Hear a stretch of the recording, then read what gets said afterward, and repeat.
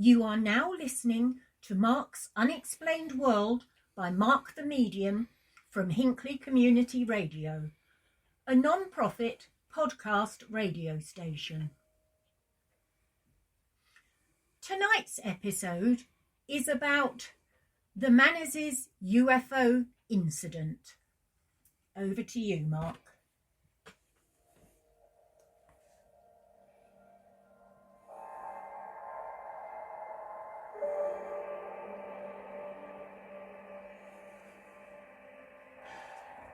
It all started back on the 11th of November in 1979, when the TAE Super Caravella plane flight number TAE 297, carrying 109 passengers, started making its way on the Austria-Tenerife route that took off from its stopover in Palma de Mallorca, or Mallorca.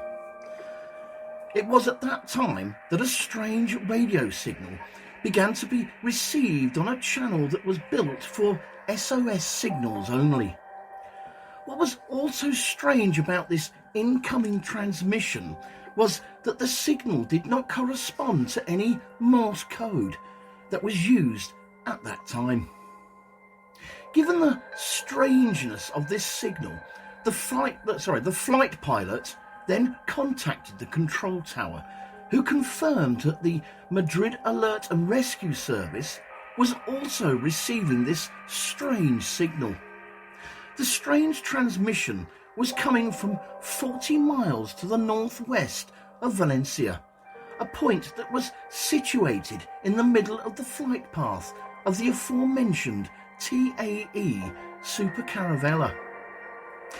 This unidentified signal forced the commercial aircraft to the TAE company to make an emergency landing, which in turn forced the Spanish Air Force to intercept the area with a Mirage F1 jet. Greetings, Unexplainers. Thank you once again for tuning in and listening to the podcast's answer to alien abduction, namely Mark's Unexplained World. My name is Mark Hughes.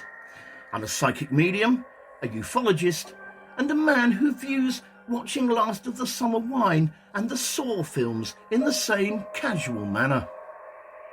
In this episode, I'm going to tell you about the strange story of the Manises UFO incident, and this week's necessary disclaimer. As with all my podcasts, you listen at your own discretion, with all opinions and comments being strictly my own. However, the facts still always remain. I also apologise if I pronounce anything incorrectly. I know it is hard to believe that English is my first and only language. In fact, here is a fun fact about the English language. Did you know that there are only 2 words in the English language that have 2 U's together? I can hear the cogs turning. What are they, you ask? They are vacuum and sheep. Think about it. But anyway, let's get back to the story, shall we?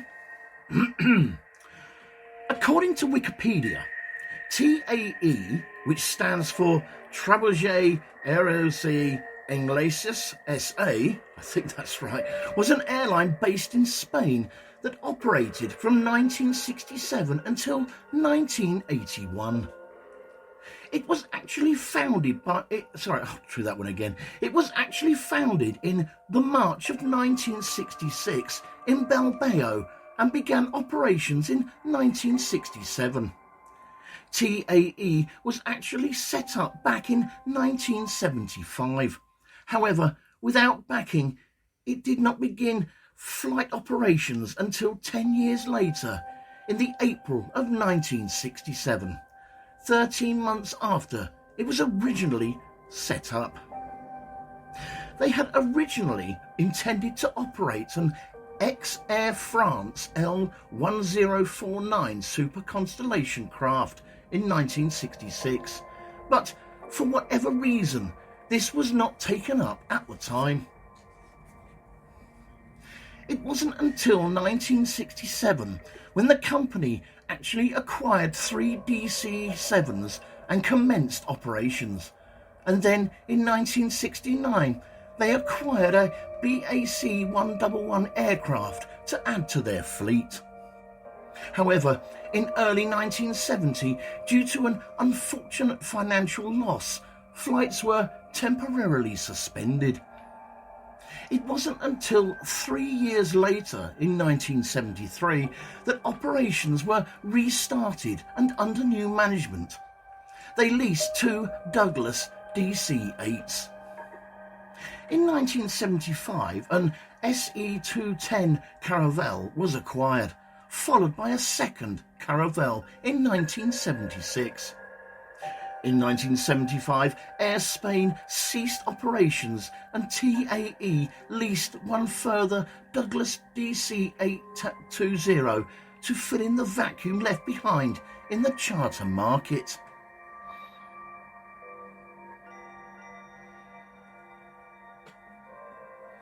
In the year 1980, Spain went into an economic recession, and most of Western Europe and the fortunes of TAE began to decline.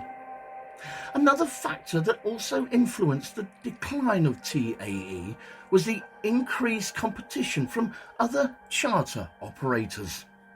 That, and combined with the fact that TAE was operating an old DC-8 and the Caravelle aircrafts once again led to financial difficulties. So, in a repeated fashion, TAE ceased operations for the last time in November 1981 and was finally dissolved in 1982.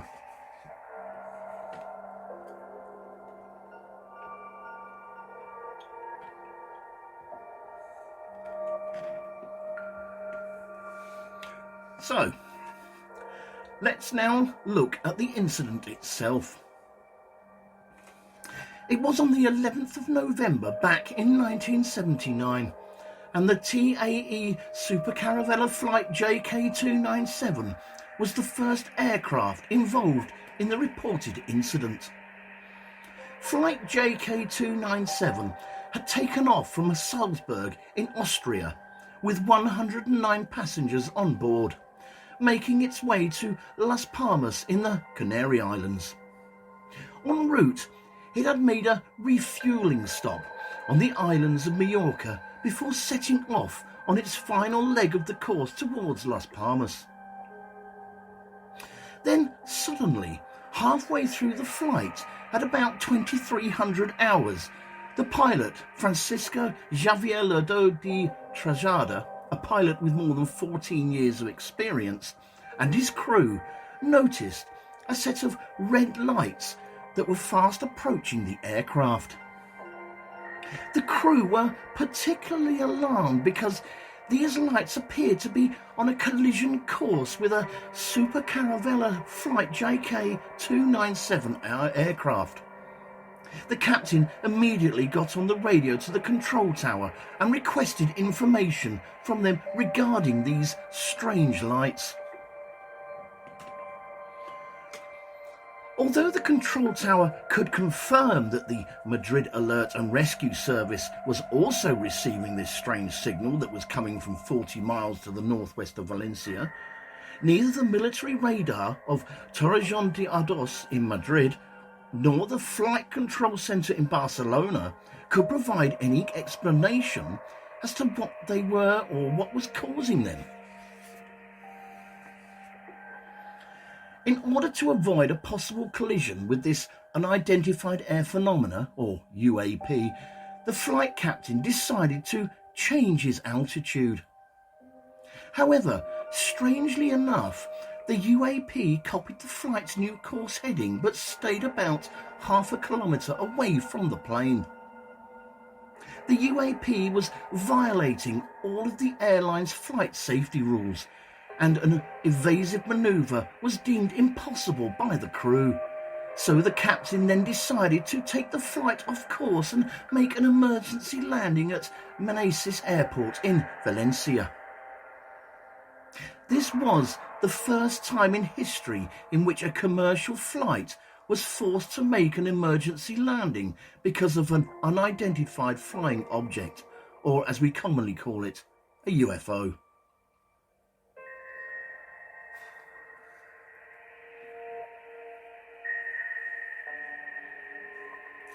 The flight crew reported that the UAP abandoned the pursuit of flight JK297 just before the aircraft landing took place. However, before long, 3 new UAP signals were detected by the radar, with each one estimated to be a diameter of around 200 metres, and with these new objects being seen by several witnesses.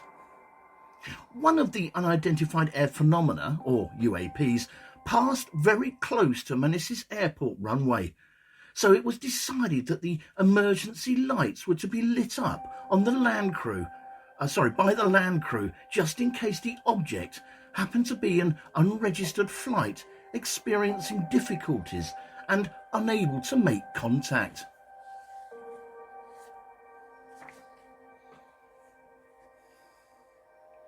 After this first short break, in part 2, we will look at further details of the UAPs and how the military got involved.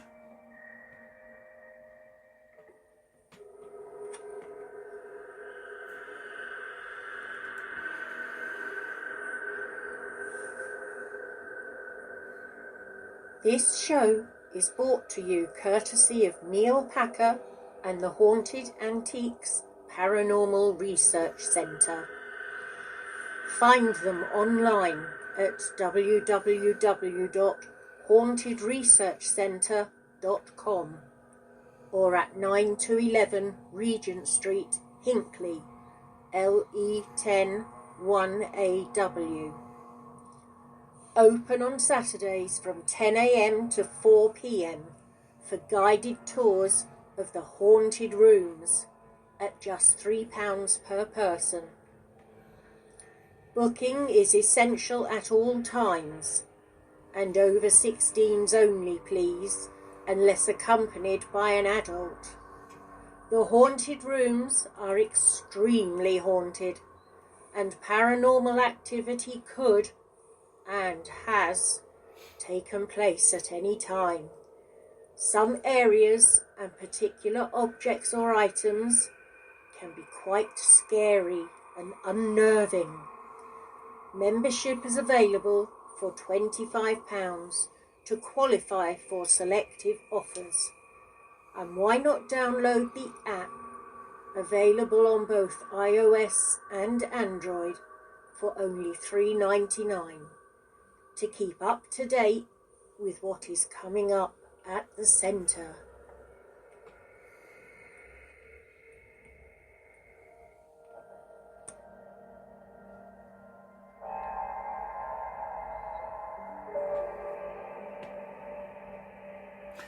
Given the lack of any answers to all communication attempts, a Dassault Mirage F1 jet took off from the nearby airbase of Los Llanos in Albuquerque in an attempt to identify the phenomena. On an interesting side note here, the Dassault Mirage F1 is a French fighter and attack aircraft designed and manufactured by Dassault Aviation. It was developed as a successor to the popular Mirage 3 family. During the 1960s, Dassault commenced development of what would become the Mirage F1 as a private venture alongside the larger Mirage F2. Work on the F1 eventually took precedence over the costlier F2, which was then cancelled during the late 1960s. The French Air Force, Armée de l'Air, took interest in this new fledgling fighter in the hope that it would meet its requirements for an all-weather interceptor aircraft. It later transitioned to an aerial reconnaissance. It later transferred to an aerial reconnaissance role, and in July 2014, the last French Mirage F1s were retired from service.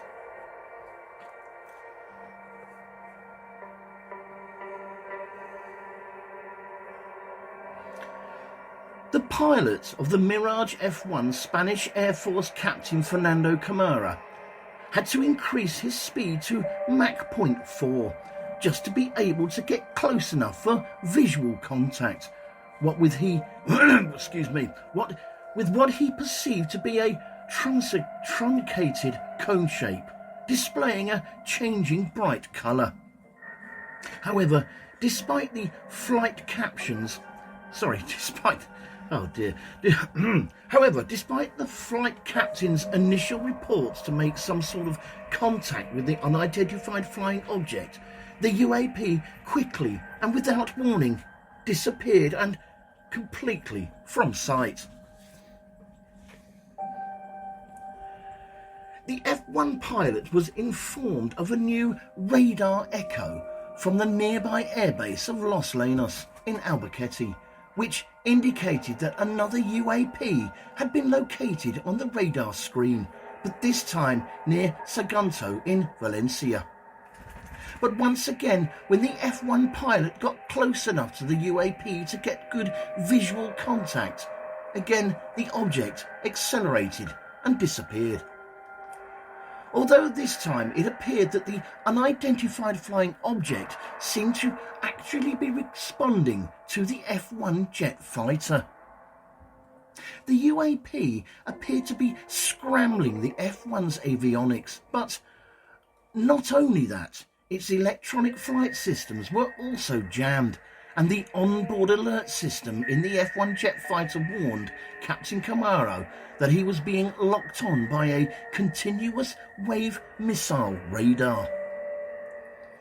Finally, and after a third contact attempt, the UAPs all disappeared, heading off towards the direction of Africa. After about an hour and a half of pursuit by the F1 jet fighter, due to fuel shortage, the pilot, Captain Camara, was forced to return to the base, but with no definitive results.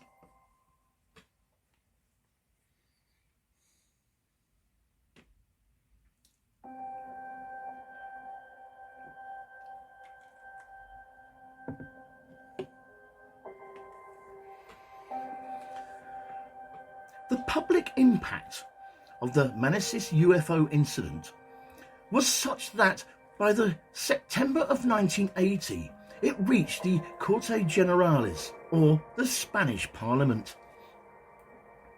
The High Chamber representative, Enrico Mujica Herzog, publicly asked for an official explanation of the incident. However, the UFO sighting by Flight JK297 had been dismissed, with the incident being attributed to a series of freak optical illusions. The full official report of the Manises UFO incident was actually declassified by the Spanish Air Force in the August of 1994. The report states that the Super Caravella JK297 pilot, Javier Sáenz de Tejada, the land crew in Manises Airport, and the Air Force Captain Fernando Camara might have been misled by, and I quote, flashes emitted from a distant chemical industry complex and some stars and planets. The chemical industry complex that they are talking about is actually located about 100 miles away from Manises. The F1 jet fighter, combat pilot Fernando Camara, rejected such a possibility, saying, and I quote, "The 6th Fleet was too far away, and furthermore the flight systems got jammed when I tried to block the UFO with an IR missile." An IR missile, or an infrared homing missile, is a passive weapon guidance system which uses the infrared or IR light emissions from a target to track and follow seamlessly.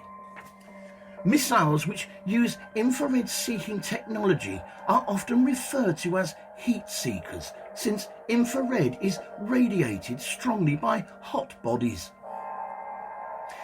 The aforementioned chemical industry complex, although it has been much debated as a cause, has also been repeatedly rejected by everyone involved. It also stands as the only non-UFO related explanation. So, no weather balloons then. Strangely enough, the on-flight difficulties experienced by the F-1 jet fighter, Spanish Air Force Captain Fernando Camara, were not mentioned anywhere in the public report. The electronic system failure on board the Mirage F-1 could nevertheless be explained by the fact that the United States 6th Fleet was stationed in the area and was making use of powerful electronic warfare equipment while awaiting the outcome of the ongoing Iran hostage crisis. Remember, this was back in the late 1970s. So on another interesting side note here, the Iran hostage crisis was a diplomatic standoff between the United States and Iran. 52 American diplomats and citizens were being held hostage after a group of militarized Iranian college students belonging to the Muslim student followers of the Imam's line and who supported the Iranian Revolution took over the US embassy in Tehran and took everyone inside as hostages. The hostages were held for a total of 444 days, from the 4th of November 1979 to their final release on the 20th of January 1981. The crisis is considered a pivotal episode in the history of Iran and United States relations.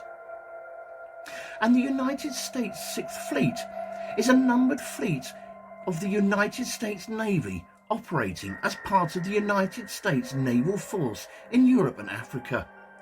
The 6th Fleet is headquartered as the Naval Support Activity Centre in Naples, Italy. The official stated mission of the 6th Fleet in 2011 is stated that, and I quote, conducts the full range of maritime operations and theatre security cooperation missions in concert with coalition, joint, interagency and other parties in order to advance security and stability in Europe and Africa. The current commander of the 6th Fleet, as of the writing of this show, is Vice Admiral Thomas E. Ishii. After this second short break, in part 3, we will look at a brief history of the phenomena around unidentified flying objects and another Spanish UFO case.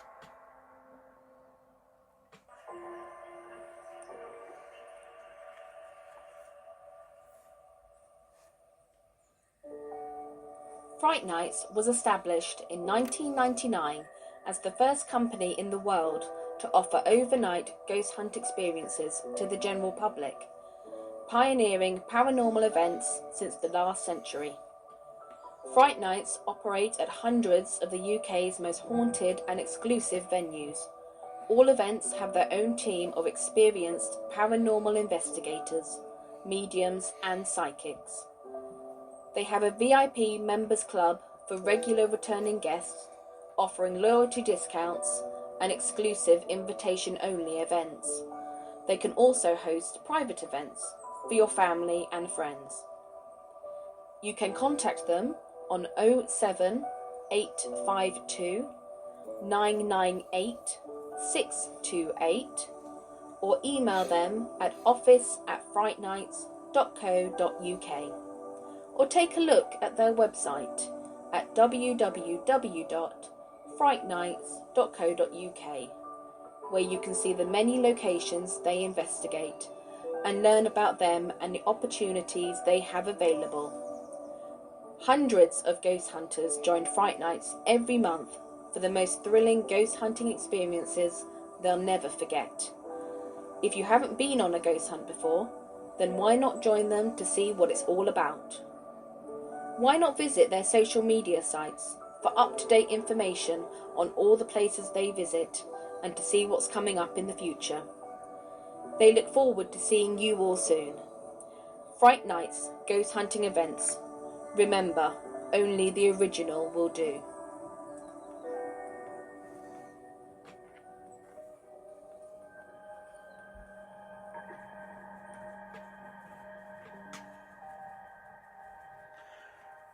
Okay, so unidentified flying objects, also known as UFOs, unidentified anomalous phenomena, unidentified air phenomena, and UAPs. It is any perceived aerial phenomena that cannot be immediately identified or explained. On most investigations, following thorough examinations, you will find that most UFOs are actually identified as known objects or atmospheric phenomena, while a small number do in fact remain unexplained. People have looked at the sky and have sometimes seen what to some appears to be unusual sightings, including phenomena that can be as varied as comets, bright meteors, one or more of the 5 planets that can be readily seen with the naked eye, planetary conjunctions, and atmospheric optical phenomena such as parhelia and lenticular clouds. What, I hear you ask? So, on an interesting side note, a parhelia, sundog, mock sun, or a parhelion in meteorology is described as an atmospheric optical phenomena that consists of a bright spot to one or both sides of the sun. One example of known objects is Halley's Comet, which was first recorded by Chinese astronomers in 240 BC and possibly as early as 467 BC as a strange and unknown guest light in the sky. As a bright comet that visits the inner solar system every 76 years, Halley's Comet was often identified as a unique, isolated event in ancient historical documents, whose authors were totally unaware that it was a repeating phenomena. While unusual sightings have been reported in the skies throughout history, unidentified flying objects became culturally prominent after World War II, escalating even further during the space age. Studies and investigations into UFO reports have been conducted by many governments over the years, including Project Blue Book in the United States and Project Condign in the United Kingdom, as well as many other organisations and individuals.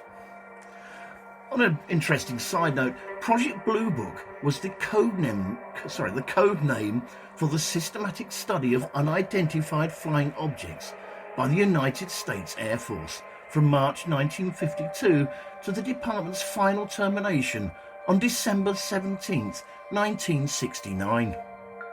And Project Condign was a secret unidentified flying object study undertaken by the British government's Defence Intelligence Staff, or DIS, between 1997 and 2000.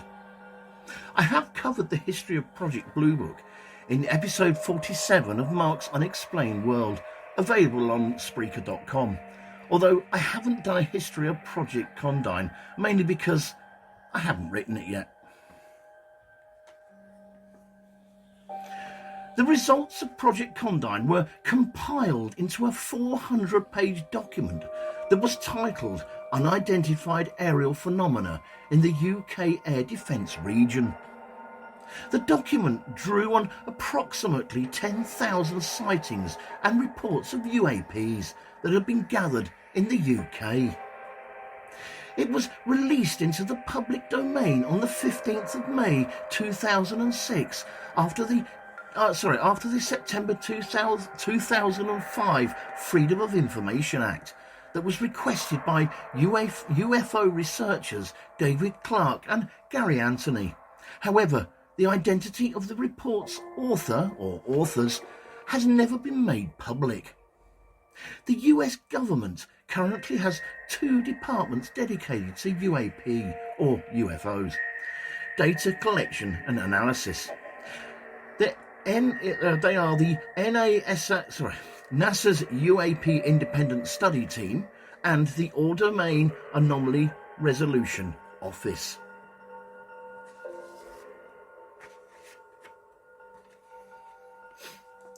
While some UFO enthusiasts have sometimes commented on the narrative similarities between certain religious symbols in medieval paintings and UFO reports, the canonical and symbolic character of such images is documented by art historians, placing more conventional religious interpretations on such images.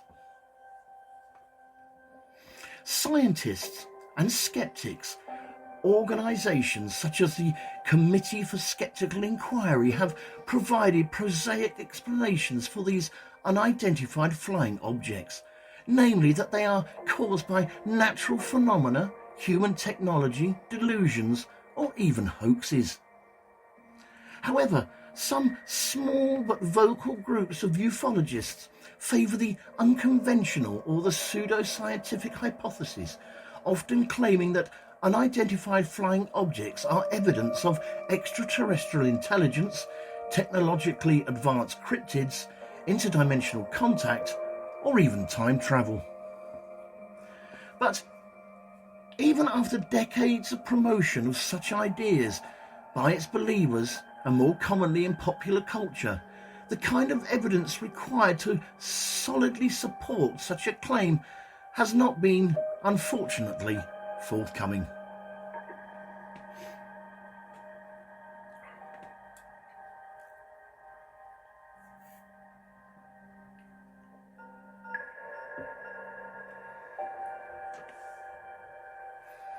Another Spanish UFO case happened at dawn on the 12th of November in 1976, when two soldiers, José María Trejo and Joan Carrizosa Lujan, claimed to have seen and shot at a being of unknown origin at the airbase Aria de Talavera la Real, or to make it simpler to pronounce, the Talavera la Real airbase. And to be honest, I don't know why I didn't just say that in the first place. It is located in the Spanish province of Badajoz. Both soldiers were on patrol at 1:45 a.m. when they heard a noise that sounded similar to radio interference, which later turned into a deafening acute whistle. 5 minutes later, when the acute whistle had ceased, they spotted an intense bright light in the sky that lasted for about 15 seconds. Soon, another guard arrived with his guard dog, and all three men began searching the surrounding area. Eventually, they heard the sound of eucalyptus twigs being broken, so the third guard eventually released his dog, and it rushed to the place where the noise was coming from, but the dog returned looking very unwell, a process which was repeated a couple of times. Eventually, the dog started to circle them, a technique that is regularly used to protect the guard dog's handler. One of the soldiers, José María Trejo, then allegedly spotted a human-shaped green light off to his left.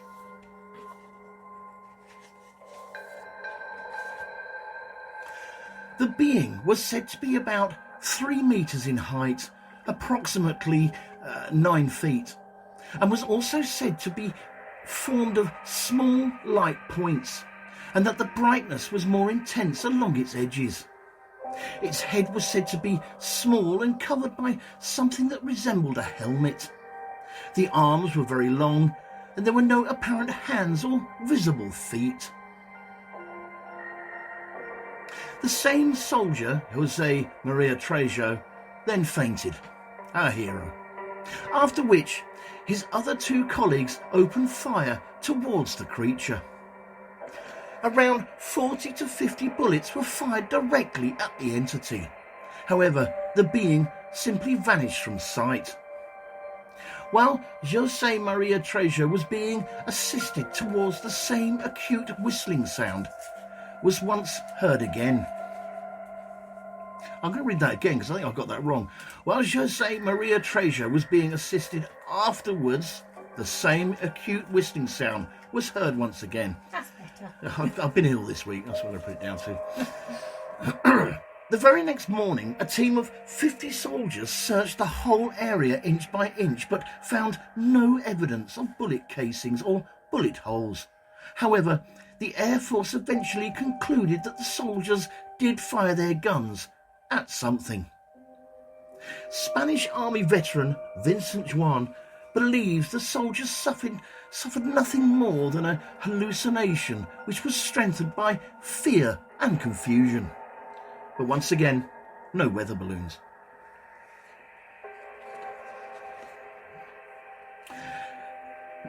To be honest, when I came to research this episode about the Manises UFO incident, there wasn't as much information about the event as I'd hoped there would be. And as I like to give my listeners at least a 30-minute listening experience, or pleasure, depending on your point of view, I decided to add in the brief history of the phenomena of UFOs in the final part. I hope it was of some interest to you. But the fun doesn't end here, with one last piece of UFO trivia before we finish this show. With the intense secrecy surrounding the secret Nevada base, known to most of us as the infamous Area 51, it has made it the frequent subject of many conspiracy theories and a central component of UFO folklore. In July 2019, more than 2 million people responded to a joke proposal to storm Area 51, which appeared in an anonymous Facebook post. 2 music festivals in rural Nevada called Alien Stock and Storm Area 51 Base Camp was subsequently organised to capitalise on the popularity of the original Facebook event. However, no storm on Area 51 has ever happened, which, to be honest, is probably a good thing.